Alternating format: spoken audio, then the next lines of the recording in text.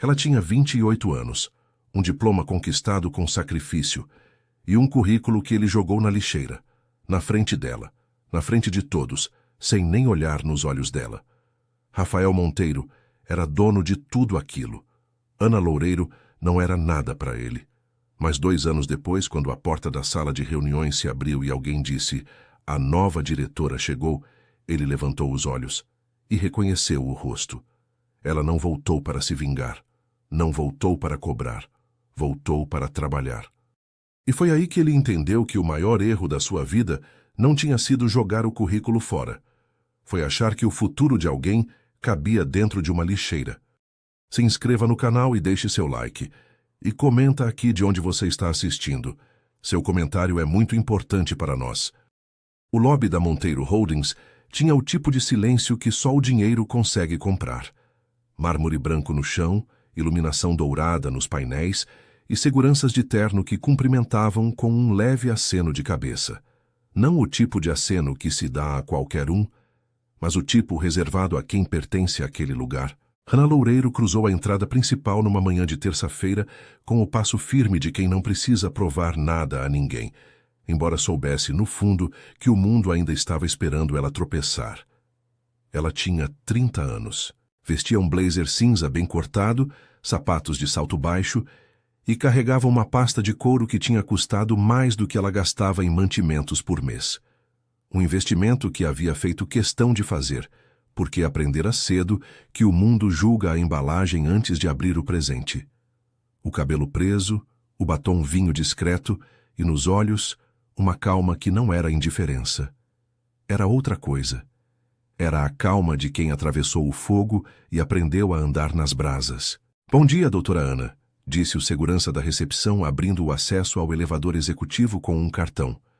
"A sala de reuniões já está preparada." Ela sorriu. Um sorriso simples, verdadeiro, sem o excesso performático de quem precisa ser amado por todos. "Obrigada, Carlos." Ela sabia o nome dele, sempre soube. Isso era um detalhe que os grandes esqueciam, e ela tinha aprendido exatamente observando quem esquecia. O elevador subiu em silêncio. No reflexo da porta espelhada, Ana olhou para si mesma por 2 segundos, não com vaidade, mas com uma espécie de reconhecimento silencioso, como quem verifica se ainda está de pé depois de muito tempo andando. No 18º andar, as portas se abriram. No corredor, uma assistente a esperava com um tablet na mão e uma expressão levemente nervosa. O tipo de nervosismo que as pessoas têm quando sabem que algo importante está prestes a acontecer e não têm certeza de qual lado da história vão estar. "A reunião começa em 10 minutos", disse a assistente. "O senhor Monteiro já chegou." Ana não respondeu imediatamente. Caminhou pelo corredor de vidro com a mesma pisada tranquila, olhando de soslaio para a cidade espalhada lá fora. São Paulo numa manhã nublada, cinza e vasta, indiferente a todas as histórias que aconteciam dentro dos seus prédios. "Então vamos começar", disse ela por fim. Ninguém na sala de reuniões, naquele momento, sabia o que aquele dia significava para ela. Só ela sabia. Para entender esse momento, é preciso voltar 2 anos. Ana Loureiro tinha 28 anos e um currículo que ela havia revisado 47 vezes. Não era exagero, era a contagem exata, porque ela contava as coisas. Os ônibus que pegava de madrugada para o cursinho, as horas extras que a mãe fazia para pagar a faculdade, as vezes que dormia com fome porque o dinheiro não fechava. Contar era o jeito que ela tinha de não deixar o esforço virar abstração. O esforço tinha número, tinha peso, tinha cheiro de café frio às 2 horas da madrugada. Ela estava no 5º processo seletivo daquele mês. A Monteiro Holdings havia anunciado 2 vagas de analista de projetos, nível júnior, salário de R$ 4.200, benefícios básicos. Para Ana, era uma porta. Não era a porta dos sonhos, era a porta de entrada, a que dava acesso às outras. Naquela manhã, a sala de espera estava cheia, 16 candidatos. A maioria tinha terno novo ou blusa que cheirava a loja recém-aberta. Todos com currículo na mão. Todos com aquele olhar de quem sabe que está competindo, mas faz questão de parecer que não. Ana sentou na cadeira do canto. Olhou para os outros sem julgamento. Todos ali tinham uma história. Todos ali precisavam de alguma coisa. Ela respirou fundo. Pensou na mãe, Dona Rita, que naquela semana havia perdido o emprego de faxineira depois de 30 anos no mesmo prédio. A empresa tinha trocado de terceirizada e Dona Rita tinha ficado de fora da nova lista. Simples assim. 30 anos. E uma lista nova. Ana não havia dormido bem naquele mês. Quando chamaram seu nome, ela se levantou com a espinha reta. Entrou na sala com o currículo nas mãos. 2 folhas, bem estruturadas, sem firulas, com tudo o que ela havia conquistado sem padrinho, sem herança, sem atalho. Rafael Monteiro estava de pé no fundo da sala. 40 anos, paletó escuro, expressão de homem que já tomou todas as decisões antes de entrar em qualquer reunião. Ele não a olhou quando ela entrou. Estava lendo algo no celular e continuou lendo. Ana estendeu o currículo. Ele pegou, sem olhar para ela. E então, sem ler, sem hesitar, com o tipo de descaso que só é possível quando o outro ser humano já foi classificado como irrelevante antes mesmo de abrir a boca, Rafael Monteiro soltou o papel dentro da lixeira. O som foi pequeno. Papel contra plástico. Nada mais. Mas todos na sala ouviram. Os outros candidatos olharam. Alguns desviaram o olhar, constrangidos. Outros ficaram.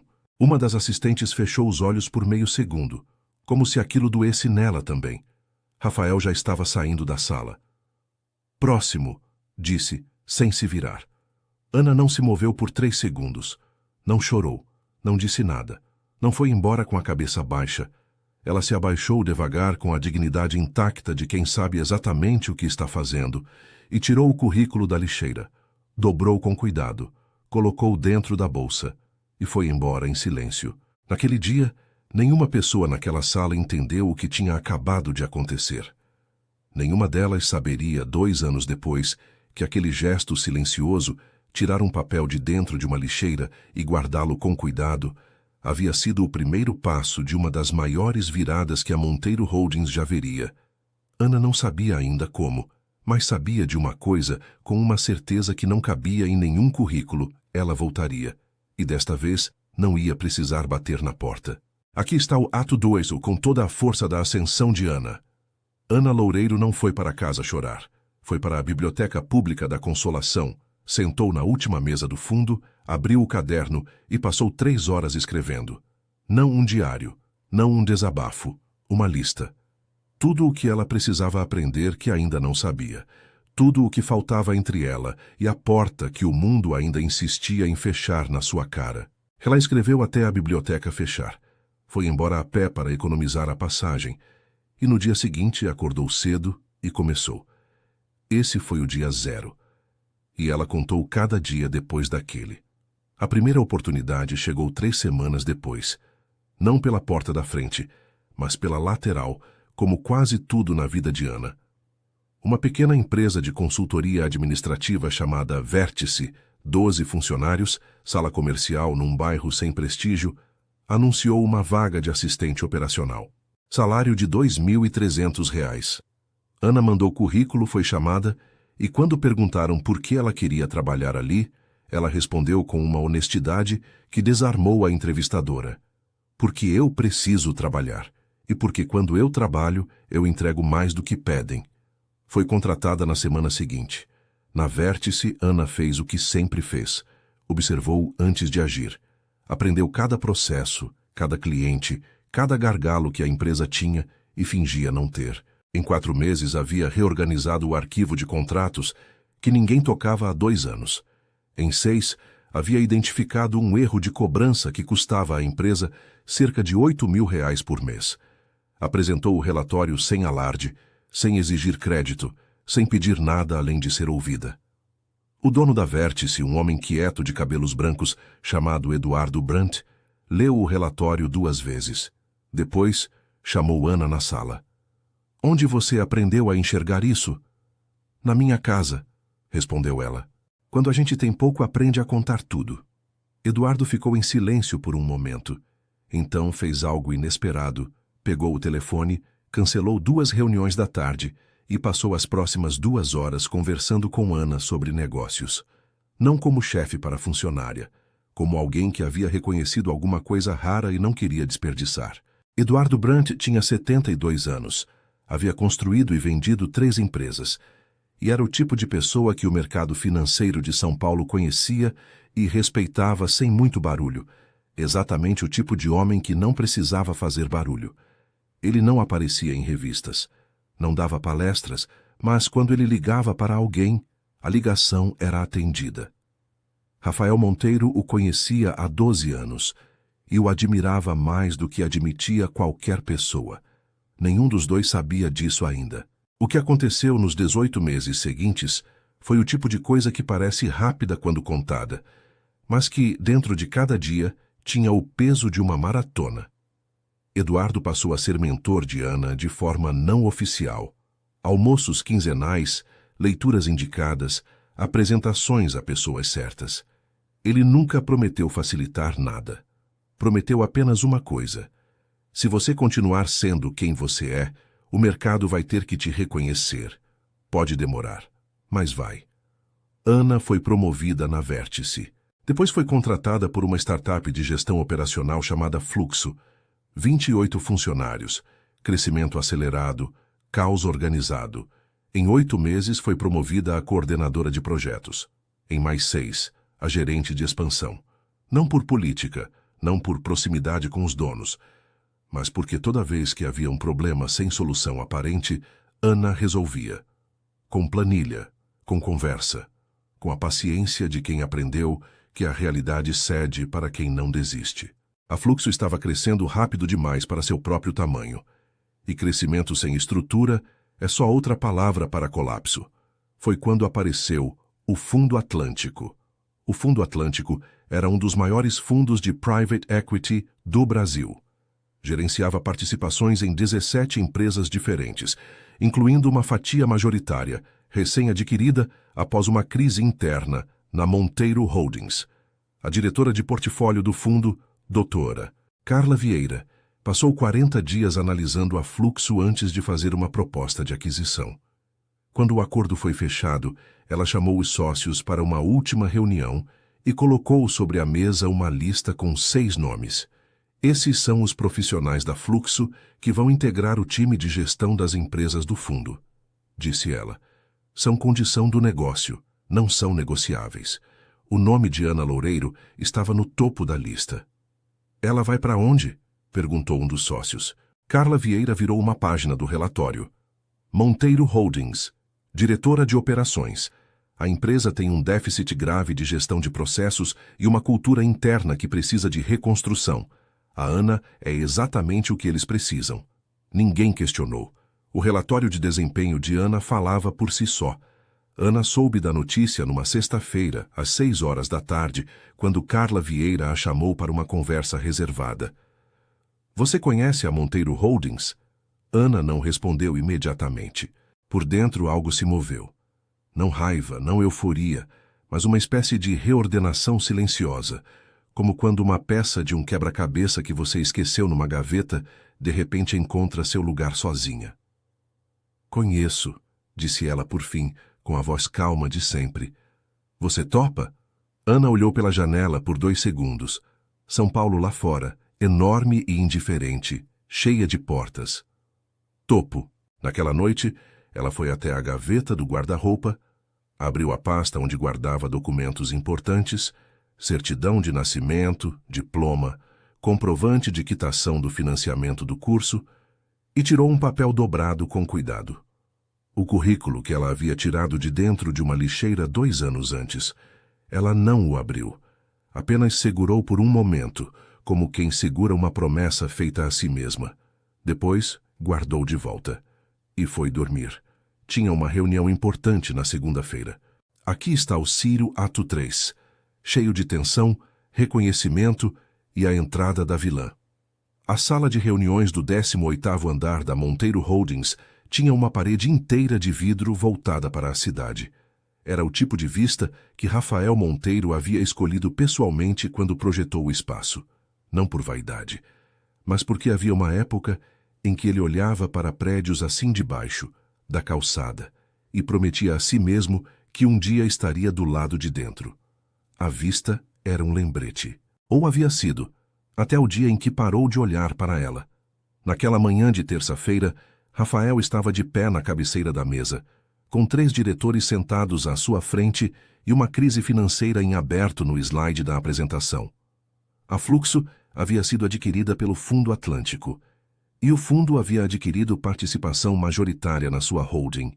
Ele sabia disso. Havia aceitado os termos porque a alternativa era pior. O que ele não havia antecipado era a cláusula de gestão. A nova diretora de operações indicada pelo fundo chegará hoje, disse Marcos, seu assistente executivo, com o cuidado de voz de quem entrega uma notícia ruim embalada em papel neutro. O fundo foi claro. Ela tem autonomia sobre reestruturação de processos e responde diretamente ao conselho. Rafael não respondeu. Cruzou os braços e olhou para a planilha na tela. Nome? Ana Loureiro. O silêncio durou menos de 2 segundos. Mas Marcos, que trabalhava com Rafael havia 7 anos, percebeu que aqueles 2 segundos tinham sido diferentes dos outros. Ela está subindo agora, completou Marcos. A porta se abriu, e Rafael Monteiro levantou os olhos. Depois, quando tentasse descrever aquele momento para si mesmo, Rafael não encontraria as palavras certas. Não era surpresa. Surpresa tem movimento, tem reação visível. Era outra coisa. Era o tipo de reconhecimento que acontece no estômago antes de chegar ao rosto.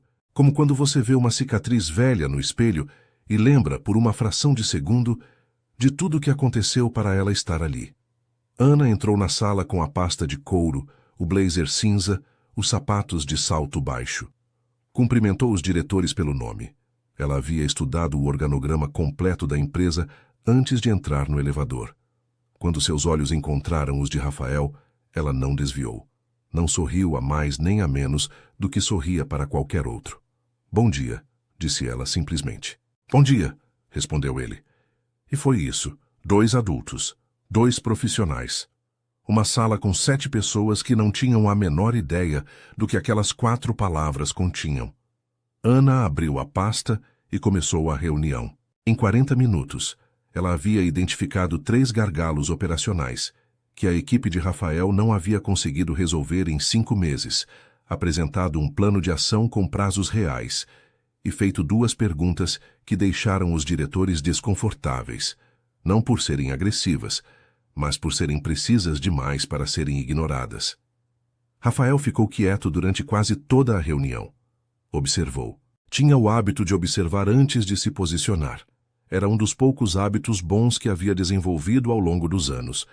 E o que observou naquela manhã foi o seguinte: Ana Loureiro sabia exatamente o que estava fazendo. Cada palavra era calculada sem parecer fria. Cada número tinha contexto. Cada proposta tinha uma segunda camada, que só aparecia se você prestasse atenção até o fim. Ele prestou atenção até o fim. Quando a reunião terminou e os diretores foram saindo, Rafael ficou parado na cabeceira. Ana organizava os papéis na pasta, de costas para ele. Loureiro, disse ele. Ela parou. Não se virou imediatamente. Depois se virou. Monteiro. Nenhum dos 2 disse mais nada. A pergunta estava no ar entre eles como fumaça, densa, visível e impossível de segurar. Mas nenhum dos 2 a tocou. Não ali, não ainda. Bem-vinda à empresa, disse Rafael por fim. Obrigada, respondeu Ana, e saiu. Isabella Drummond chegou ao escritório naquela mesma tarde. Ela tinha 38 anos, cabelo escuro e liso, o tipo de presença que preenchia um ambiente antes de o corpo entrar. Perfume caro, salto alto, a segurança de quem nunca precisou provar nada, porque sempre teve o suficiente para comprar a prova. Era sócia de uma boutique de consultoria financeira e namorava Rafael havia 8 meses. Ele havia apresentado a amigos, levado a eventos, e nunca havia dito a palavra relacionamento sério em voz alta. O que Isabella interpretava como discrição e que Rafael jamais havia se dado ao trabalho de corrigir. Ela entrou na sala de Rafael sem bater. Era um privilégio que ele havia permitido, e do qual ela fazia uso frequente. Ouvi que o fundo mandou uma diretora, disse ela sentando na poltrona de visitas, com a naturalidade de quem senta no próprio sofá. Como foi? Profissional, disse Rafael sem levantar os olhos da tela. Só isso? Só isso. Isabela ficou olhando para ele por um momento mais longo do que o necessário.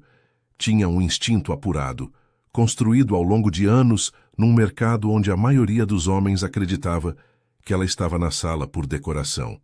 Esse instinto dizia que a palavra profissional tinha sido escolhida com cuidado demais. Ela é bonita?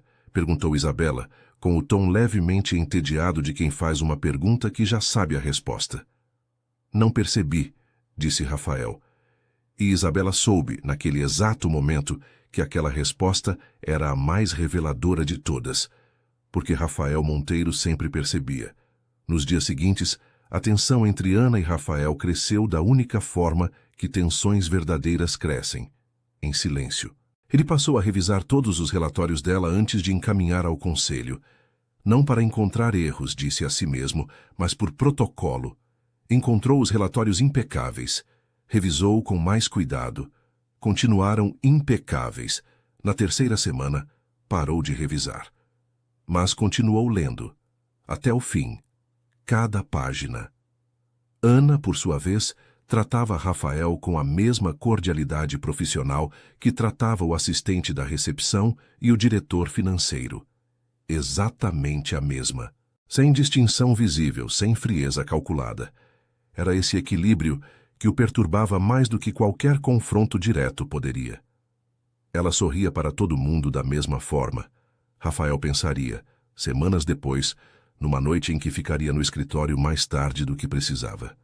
Para mim também, isso era o que mais me perturbava.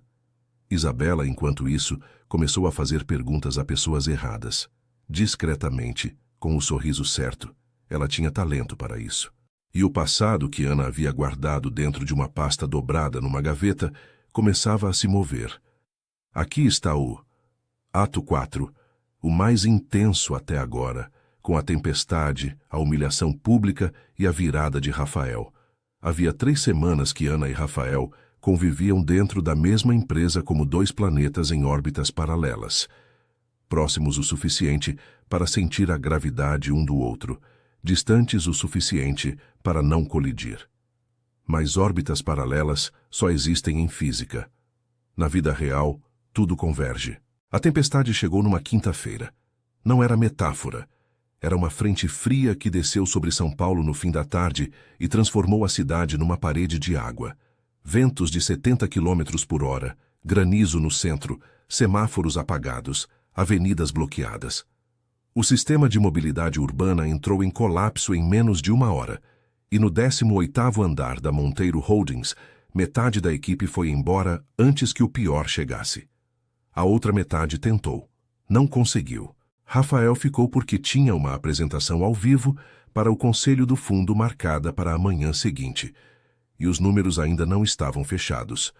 Ana ficou porque os mesmos números eram de responsabilidade dela. Às 8 horas da noite, eram os únicos 2 na sala de reuniões. A primeira hora foi inteiramente profissional. Planilhas abertas, cafeteira acionada, conversas curtas e objetivas. Rafael falava de números. Ana respondia com dados. Ana propunha ajustes. Rafael avaliava em silêncio e acenava ou questionava. Era eficiente. Era o tipo de trabalho que os 2 sabiam fazer muito bem. Cada um na sua margem, sem atravessar. Foi quando o sistema de ar-condicionado central falhou e o silêncio do escritório vazio ficou ainda mais pesado. Rafael se levantou, foi até a janela, olhou a cidade inundada lá embaixo. As luzes dos carros parados formavam fileiras largas e imóveis, como uma procissão que havia esquecido para onde ia. Cresci num bairro que alagava toda vez que chovia assim, disse ele sem se virar. Não era o tipo de coisa que Rafael Monteiro dizia em voz alta. Ele mesmo pareceu levemente surpreso com o próprio som das palavras. Ana não respondeu imediatamente. Tinha aprendido nas últimas semanas que o silêncio de Rafael funcionava em camadas. Havia o silêncio de descaso, o silêncio de cálculo, e havia esse, que era diferente, mais pesado, mais real. Qual bairro? Perguntou ela com cuidado. Guaianazes. Ele pausou. Meu pai era pedreiro. Minha mãe lavava roupa. Quando eu digo que construí isso do zero, não é figura de linguagem. Ana ficou quieta. Olhou para as costas dele, os ombros levemente curvados, a tensão que nunca saía completamente, mesmo quando ele estava parado. Eu sei, disse ela. Ele se virou. Sabe, Eduardo Brandt me falou sobre você. Ela disse sem desviar o olhar. Não os detalhes, só que você havia construído algo real a partir do nada, que era o tipo de pessoa que o mercado precisava mais do que sabia. Rafael ficou imóvel por um momento. Eduardo Brandt, o homem cujo julgamento ele mais respeitava em 30 anos de mercado, o homem que havia apostado em Ana quando ele, Rafael, a havia descartado em 5 segundos. Eu vim de baixo também, disse Rafael mais devagar, como se estivesse abrindo uma porta que havia parafusado por dentro há muitos anos. Só que fiz questão de esquecer. Ele olhou para ela com uma honestidade que parecia custar caro. Acho que você nunca vai esquecer. Ana não respondeu, mas também não desviou o olhar. E naquele silêncio compartilhado, dentro de um escritório vazio com a chuva batendo no vidro, algo entre os dois mudou de posição, como um móvel pesado que alguém move apenas alguns centímetros, mas que transforma o espaço inteiro.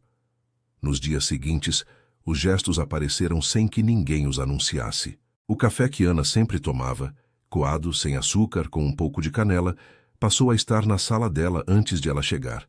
Sem bilhete, sem assinatura. Rafael sabia que ela sabia. Ana sabia que ele sabia que ela sabia. Nenhum dos dois tocou no assunto. Numa reunião do conselho em que um dos diretores tentou desqualificar uma proposta de Ana com dados incorretos, Rafael interveio.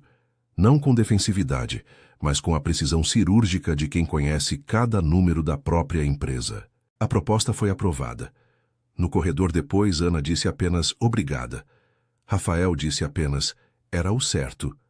E os dois foram em direções opostas, como se nada tivesse acontecido. Mas havia acontecido. Isabela viu. Foi numa sexta-feira que tudo veio à tona. Isabela havia passado semanas colhendo informações com a sutileza de quem rega uma planta venenosa. Um comentário aqui, uma pergunta inocente ali, paciência para esperar o momento certo. E o momento certo chegou na forma de Geraldo, um funcionário de 15 anos na empresa, que numa conversa de corredor com 2 colegas, contou o episódio do currículo como quem conta uma anedota antiga. Aquilo foi constrangedor, disse Geraldo rindo levemente. O chefe pegou o currículo da menina e jogou na lixeira, ali na frente de todo mundo. Nunca esqueci aquela cena. Isabela estava do outro lado da divisória de vidro. Ouviu cada palavra. Hannah estava 3 metros atrás de Geraldo, imóvel com uma pasta na mão. Geraldo não a viu. Continuou falando.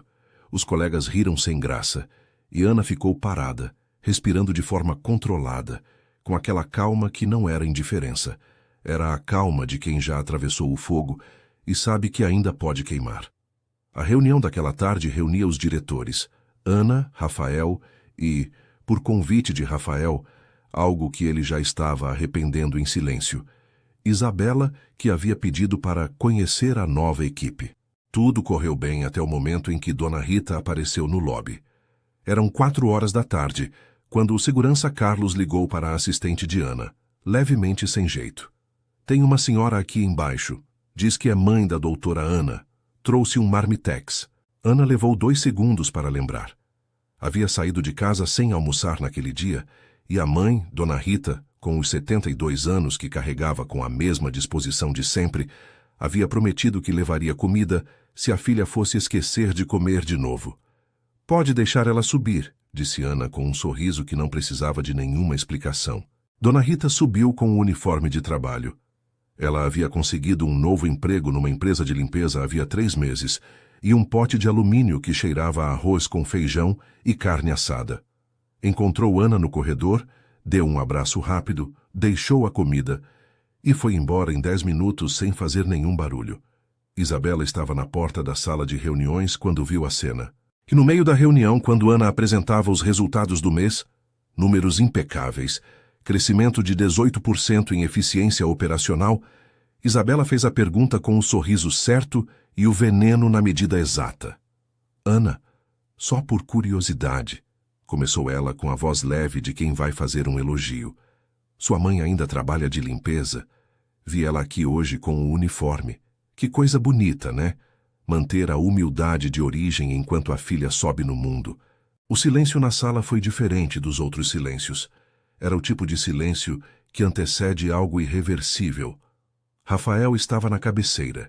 Ele viu Ana não piscar, viu os outros desviarem o olhar, viu Isabela ainda sorrindo, satisfeita com a própria precisão cirúrgica, e sentiu algo que não havia sentido em muito tempo, não raiva, vergonha, a vergonha de reconhecer em alguém próximo o mesmo descaso que ele mesmo havia tido 2 anos antes. Ele se levantou. O trabalho da mãe da Ana é mais honesto do que a maioria das conversas que acontecem nessa sala, disse ele, com uma voz que não precisava de volume para preencher o ambiente. E o currículo que chegou a essa mesa chegou por mérito. O que qualquer pessoa faz fora daqui para sustentar a família não é assunto de reunião. Ele olhou para Isabela. De nenhuma reunião. Isabela não respondeu. A reunião terminou 5 minutos depois. Os diretores saíram rápido, com o instinto coletivo de quem não quer estar presente no que vem a seguir. Ana ficou até o fim. Organizou os papéis. Não disse nada para Rafael, mas quando passou por ele na saída, ergueu os olhos por 1 segundo. Apenas 1 segundo. E foi o suficiente. Naquela mesma noite, Isabela mandou uma mensagem para Rafael. Curta, direta, com o tipo de informação que só machuca quando vem de alguém que sabe onde dói. Perguntei para a assistente dela. Ela sabia desde o primeiro dia que a empresa era sua. Aceitou o cargo mesmo assim. Pensa bem no que isso significa. Rafael ficou olhando para a tela por um longo tempo, e pela primeira vez em semanas, a dúvida entrou pela mesma porta que a admiração havia aberto. Aqui está os atos 5 no final. Foi uma honra escrever essa história com você. Rafael passou 2 dias sem falar com Ana, além do estritamente necessário. Não foi uma decisão consciente. Foi o que acontece quando a dúvida entra por uma porta que a confiança havia deixado entreaberta. A mensagem de Isabela ficou na cabeça dele como um espinho pequeno demais para arrancar, grande demais para ignorar. Ela sabia desde o primeiro dia que a empresa era sua. Rafael rodava essa frase no silêncio das reuniões, nos corredores, nas noites em que ficava trabalhando tarde, sem admitir que não era o trabalho que o prendia ali. Ana percebeu o afastamento. Claro que percebeu. Tinha olhos treinados para ler o que as pessoas faziam questão de não dizer, mas não perguntou. Não se explicou. Não deveria satisfação a ninguém, e essa convicção ela havia construído tijolo por tijolo desde os 28 anos, quando tirou um currículo de dentro de uma lixeira com a espinha reta e a dignidade intacta. Se ele queria distância, que ficasse com ela. Ela tinha trabalho a fazer. Foi numa segunda-feira que a história voltou à tona de forma definitiva. Rafael estava numa ligação quando Marcos entrou na sala com uma expressão que ele havia aprendido a reconhecer. A expressão de quem chegou cedo demais ou tarde demais para uma situação que não tem posição confortável. O Geraldo pediu para conversar com você, disse Marcos. Diz que é pessoal. Geraldo tinha 15 anos de empresa. Era o tipo de funcionário que sabia tudo o que havia acontecido dentro daqueles escritórios. Não por bisbilhotice, mas porque estava lá. Rafael gostava dele pela honestidade que às vezes incomodava. A conversa durou 20 minutos.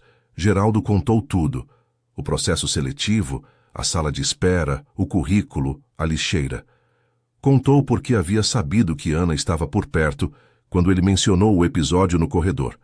E porque carregava aquilo como uma culpa que não era sua, mas pesava do mesmo jeito. Ela tirou o currículo da lixeira, disse Geraldo no fim, com a voz baixa de quem está entregando algo pesado. Dobrou e guardou na bolsa. Em silêncio. Nunca vi nada tão... Ele não terminou a frase. Rafael ficou imóvel na cadeira por um longo tempo depois que Geraldo saiu. Então pegou o telefone. Abriu a mensagem de Isabela. Leu de novo. Ela sabia desde o primeiro dia que a empresa era sua. E pela primeira vez desde que havia recebido aquela mensagem, Rafael fez a pergunta que deveria ter feito antes. E daí? Se Ana sabia e aceitou o cargo mesmo assim, não era vingança, era coragem. Era exatamente o que ela havia prometido para si mesma naquele dia: entrar pela frente, com chave, sem pedir, sem se esconder, sem abrir mão de nada. Ele havia interpretado força como ameaça. De novo, Ana pediu a reunião privada na tarde seguinte. Ela entrou na sala de Rafael, fechou a porta e ficou de pé do outro lado da mesa, não como adversária, mas com o peso silencioso de quem finalmente decidiu que o momento havia chegado. Abriu a pasta, tirou um papel dobrado com cuidado e colocou sobre a mesa uma cópia do currículo que ele havia jogado na lixeira 2 anos antes. Rafael olhou para o papel, não para ela, para o papel. Eu tinha 28 anos, disse Ana, com a voz firme e baixa que usava quando algo importava de verdade. Era o meu 5º processo seletivo naquele mês. Minha mãe tinha acabado de perder o emprego. Eu precisava muito desse trabalho. Pausa. Você jogou fora sem ler. Na minha frente. Na frente de todos. Ela não chorou. Não gritou. Não havia raiva no rosto dela. Havia peso. O tipo de peso que não desaparece com o tempo, que só muda de lugar dentro da pessoa que carrega. Rafael não se defendeu. Não buscou justificativa. Havia chegado um ponto na vida de alguns homens em que a única resposta honesta para um erro é o silêncio que reconhece. Ele estendeu a mão. Ana passou o papel. Rafael leu. Em silêncio.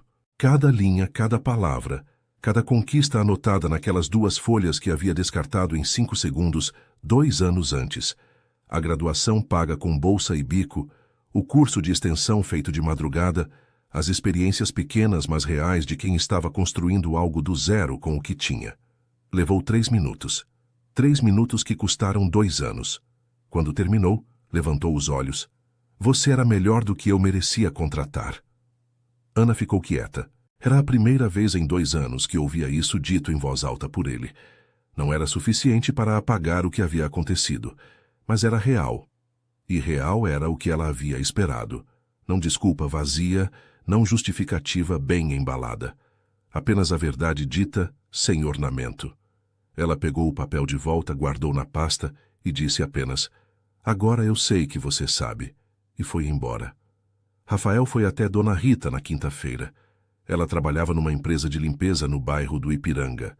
Ele chegou no fim do turno dela, às 5 horas da tarde, num carro simples sem motorista. Aquele detalhe ele havia pensado com cuidado. Dona Rita estava do lado de fora, trocando o uniforme por uma blusa de botão, quando o reconheceu. Ela não sorriu. Esperou. Dona Rita, disse Rafael de pé na calçada, sem a armadura do escritório, sem o paletó, sem o cargo. Apenas um homem diante de uma mulher que havia criado uma filha sozinha e sabia reconhecer quem merecia respeito e quem ainda estava aprendendo. Eu vim pedir desculpa pelo que fiz com a Ana, pelo que devia ter feito e não fiz. Dona Rita ficou em silêncio por um momento, o tipo de silêncio que avalia. Você tem filho? Perguntou ela. Não. Então imagina, disse ela simplesmente. Imagina criar alguém por 30 anos, ver ela lutar, ver ela cair, ver ela se levantar sem pedir ajuda para ninguém. E aí alguém jogar fora o esforço dela como se fosse papel de bala. Rafael não respondeu. Minha filha não precisa que você acredite nela, continuou Dona Rita, com a voz serena de quem diz uma verdade que já vive há muito tempo. Ela já aprendeu a acreditar sozinha. A pergunta é, você aprendeu alguma coisa? Rafael ficou olhando para ela. Estou aprendendo, disse ele. Dona Rita o estudou por mais um segundo. Então assentiu levemente, não como perdão concedido, mas como avaliação registrada. Convença a minha filha, disse ela. E foi embora. Ele apareceu no apartamento de Ana no sábado à noite. Ela abriu a porta e ficou parada. Nas mãos dele havia uma única coisa, uma moldura de madeira escura. Dentro dela, o currículo. As 2 folhas, organizadas, com o vidro protegendo cada palavra. Ana não disse nada por um longo tempo. Olhou para a moldura. Olhou para ele. Fiz enquadrar, disse Rafael, porque é o documento mais importante que já passou pela minha frente. E eu joguei fora. Não vou mais jogar nada fora sem ler até o fim. Ana segurou a moldura com cuidado, como quem segura algo que custou caro demais para ser tratado de qualquer jeito. Olhou para as letras do próprio nome ali dentro, protegidas, visíveis, finalmente vistas. Quando ergueu os olhos, não havia triunfo no rosto dela. Havia algo mais difícil de construir do que triunfo. Havia abertura. Você sabe que isso vai complicar tudo, disse ela. Rafael não desviou o olhar. Já é complicado, respondeu ele. Prefiro complicado com você do que simples sem. Ana ficou em silêncio por um último momento. Depois abriu a porta um pouco mais. O que veio depois foi construído devagar, como toda coisa real é construída. Ana não abriu mão do cargo. Jamais abriria. O que ela havia construído nos 2 anos anteriores não pertencia a nenhum homem. Pertencia a ela, ao esforço que tinha número, ao café frio das 2 horas da madrugada, ao currículo que havia tirado de uma lixeira com a espinha reta. Rafael não pediu que ela abrisse mão de nada. Havia aprendido, finalmente, com o custo que às vezes a aprendizagem exige, que admirar alguém de verdade significa querer que essa pessoa seja inteira. Isabela saiu da história da mesma forma que havia entrado, pelo lado errado, com as mãos sujas de veneno que não havia conseguido plantar. Dona Rita foi contratada para um cargo administrativo na Monteiro Holdings 3 meses depois, indicada por Ana, contratada por mérito, avaliada pela mesma diretora de recursos humanos que avaliava qualquer outro candidato. Quando chegou ao lobby pela primeira vez, não como visita, mas como funcionária, Ana estava lá para recebê-la. As duas não precisaram dizer nada. Eduardo Brandt soube de tudo por Rafael, que o ligou numa tarde para dizer simplesmente: "Você apostou em alguém que eu havia descartado. Você estava certo e eu estava errado. Obrigado por não me deixar saber disso antes da hora."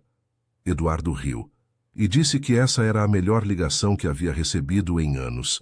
Meses depois, numa manhã de terça-feira, Ana e Rafael atravessaram juntos o lobby da Monteiro Holdings. Não de mãos dadas. Ainda havia reuniões para isso. Ainda havia o mundo inteiro para aprender a navegar junto. Mas lado a lado, com o passo dos dois no mesmo ritmo, a cidade enorme lá fora, e o currículo enquadrado na parede do 18º andar para lembrar a qualquer pessoa que entrasse naquele escritório que o valor de alguém não cabe em 5 segundos de julgamento. Rafael havia construído tudo sozinho.